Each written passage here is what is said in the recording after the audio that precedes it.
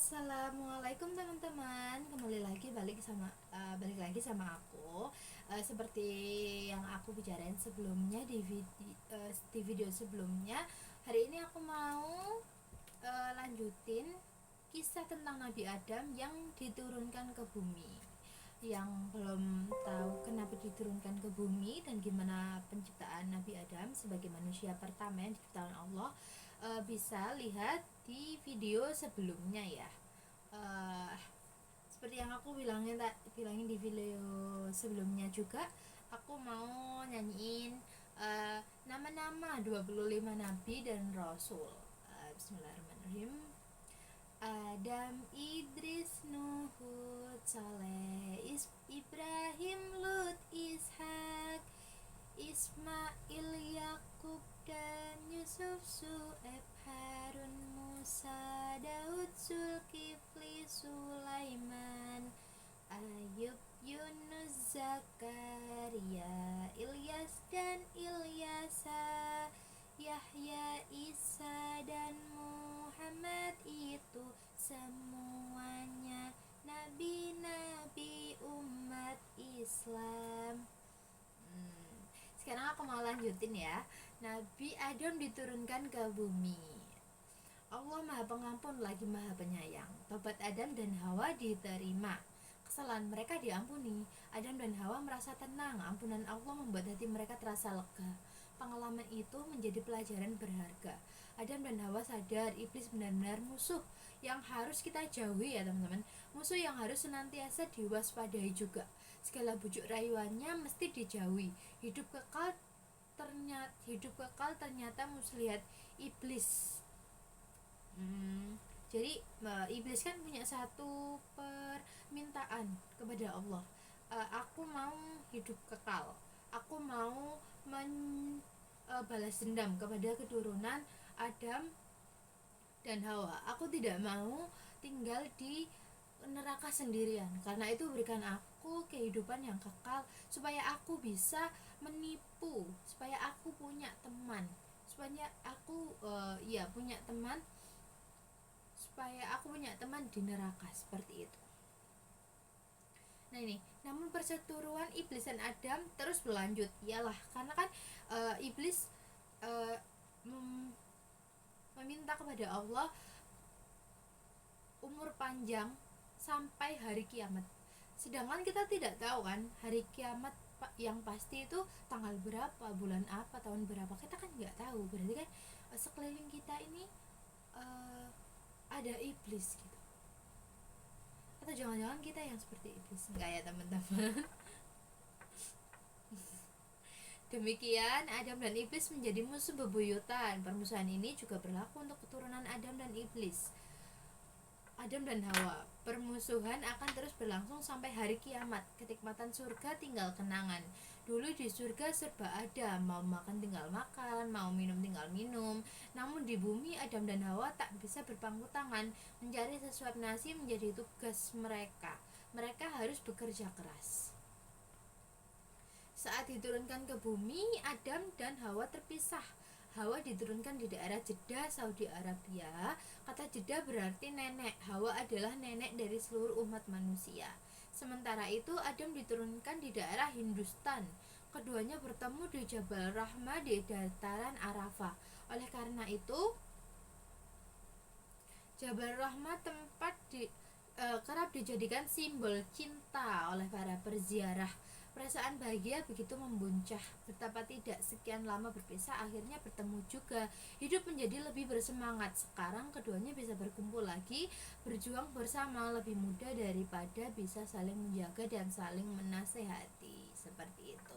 Adam dan Hawa adalah salah satu kisah romantis sebenarnya ya. Kalau nggak ada tidak terbujuk rayuan iblis untuk memakan buah dari pohon larangan tersebut, mungkin kita masih dan mungkin kita tinggal di surga sekarang.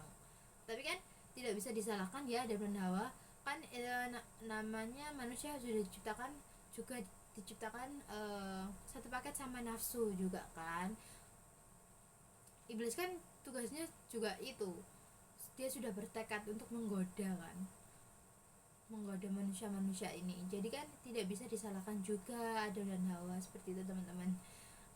Dulu aku diceritain waktu kecil, aku selalu berpikir apa sih lek gak ngono lah, aku nak surga ngono wis gak wedi mati, wis gak eh, nuruti perintah ya Allah, gak wedi mati, wis gak mlebu neraka gitu kan ya teman-teman.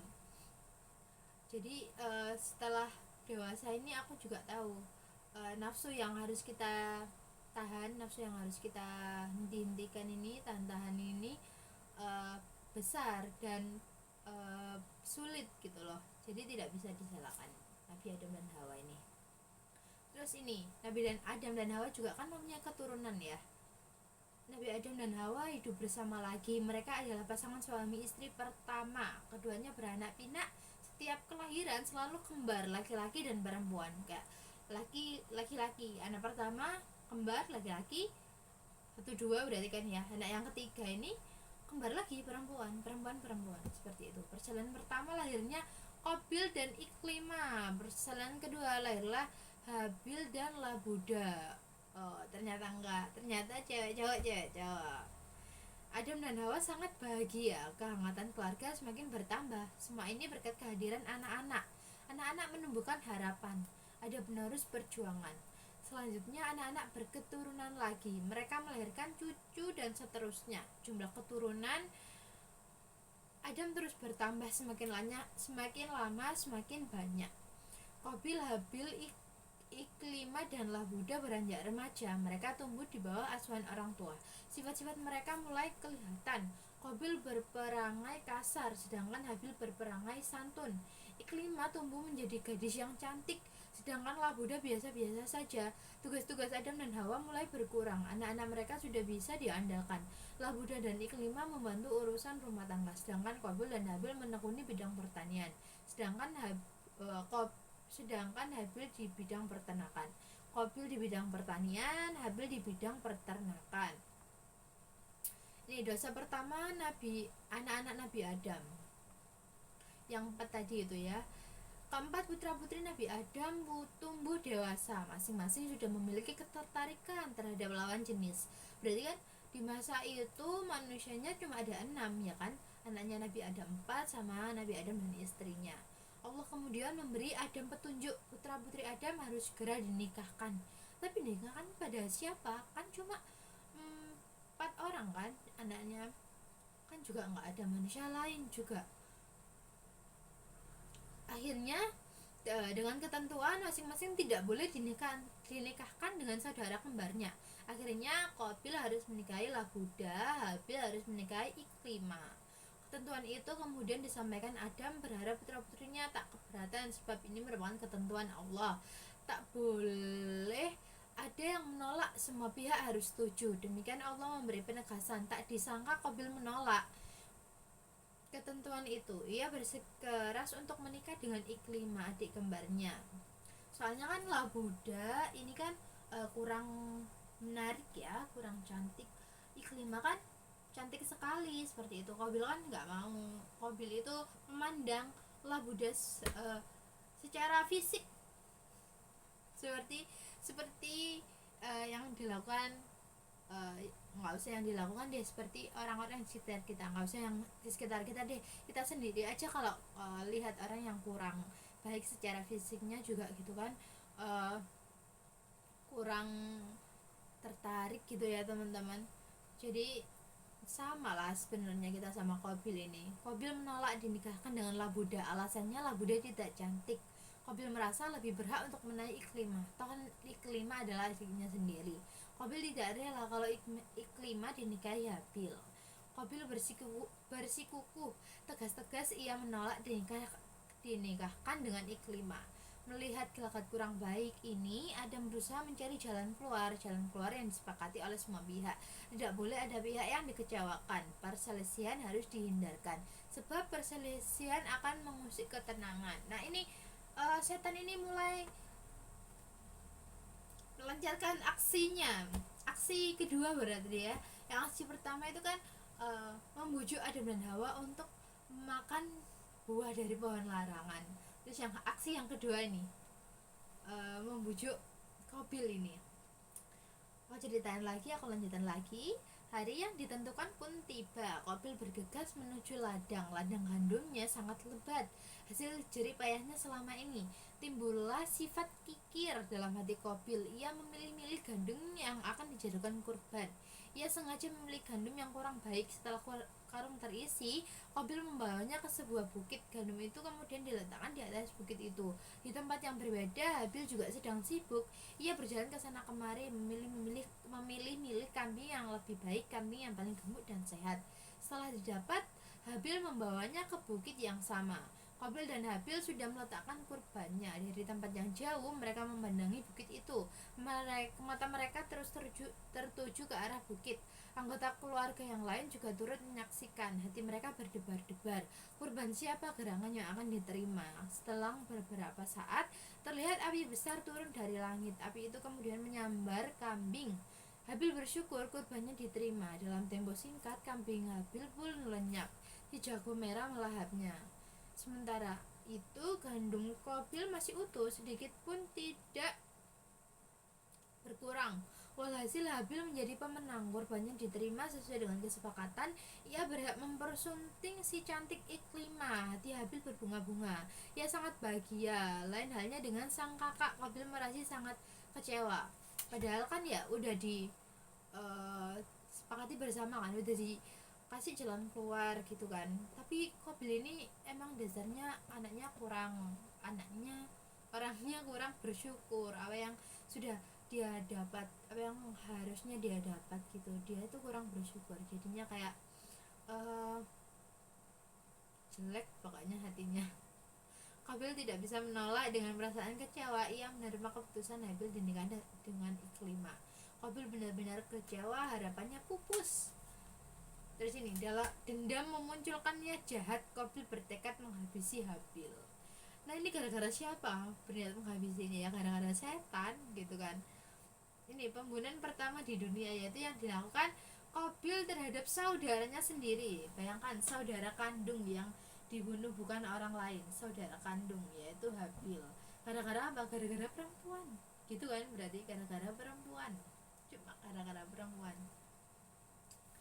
Pembunuhan pertama di dunia. Suatu ketika Adam hendak berpergian. Sebelum berangkat, Adam menyampaikan amanat kepada Qabil untuk menjaga semua anggota keluarganya. Kerukunan harus dipelihara. Qabil mengangguk-angguk. Ia berjanji untuk menjalankan amanat itu.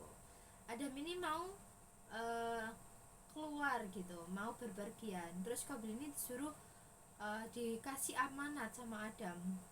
Kamu sebagai kakak tertua, aku kasih amanat harus menjaga kerukunan di antara saudara-saudaramu.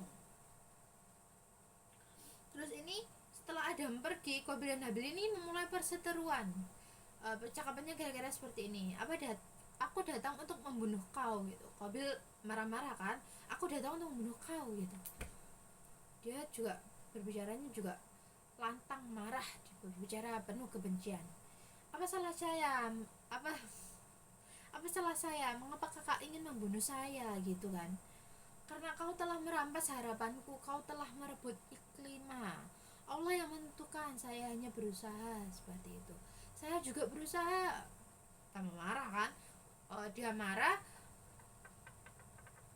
Dia marah udah kalah, terus dia mau membunuh, itu kan juga sudah dua marah ya dia. Terus ditanya, Habil jawab kan, kalau kita sudah marah kan kita maunya menang sendiri, nggak mau ada yang jawab. Kita seperti telinga kita, pikiran kita seperti ditutup oleh setan ini gitu kan. Terus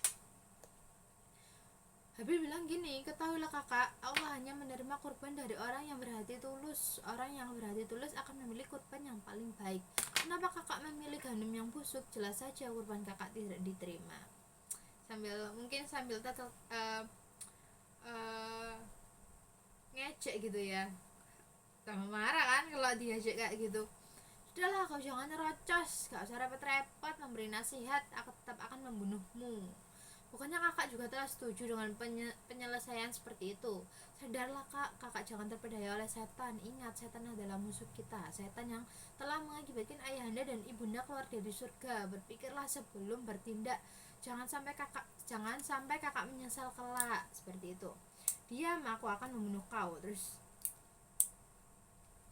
jika kakak bersikeras, saya tidak akan membalas. Saya takut kepada Allah. Saya tidak akan melakukan perbuatan zalim. Semua saya serahkan kepada Allah. Masuk telinga kiri, keluar telinga kanan. Nasihat Habil sama sekali tak ada artinya. Akhirnya dibunuh. Gimana bunuhnya? Cerat gitu. Saat Kabil kebingungan, iblis menjelma. Di hadapan Kabil, iblis mencontohkan membunuhnya gitu ya, dicontohkan. Iblis menghantam kepala seekor burung dengan batu. Darah segar muncrat, kepala burung itu pecah. Sesaat burung itu menggelepar lalu mati. Qabil yang mendapat ide, sekarang ia tahu harus yang dilakukan. Berarti Qabil ini membunuh Habil dengan cara itu tadi ya, batu langsung dihantamkan ke kepala Habil. Terus udah meninggal kan ini Habil.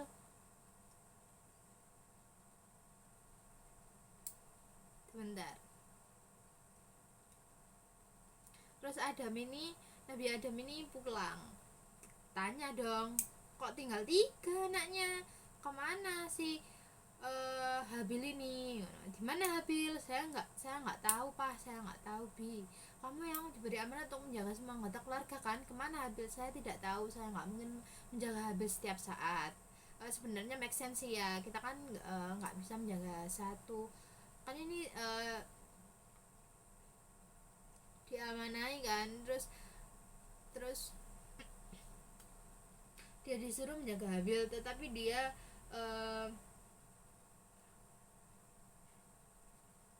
aku kok ngahing gini teman-teman, sebentar ya. Dia akhirnya menyerah. Lambat laun Nabi Adam tahu kalau ternyata dibunuh anaknya ini sama saudaranya sendiri. Akhirnya Nabi Adam hanya berserah diri kepada Allah dan ia menerima semua kehendak Allah. Kemudian ia hadapi dengan kesabaran, bahkan ia tetap memohonkan ampun untuk anaknya Qabil. Seperti itu kisah Nabi Adam dan anak-anaknya yang sudah aku jelaskan di 2 video ini. Berarti udah selesai ya kisah Nabi Adam ini. Selanjutnya aku akan menceritakan lagi kisah-kisah Nabi.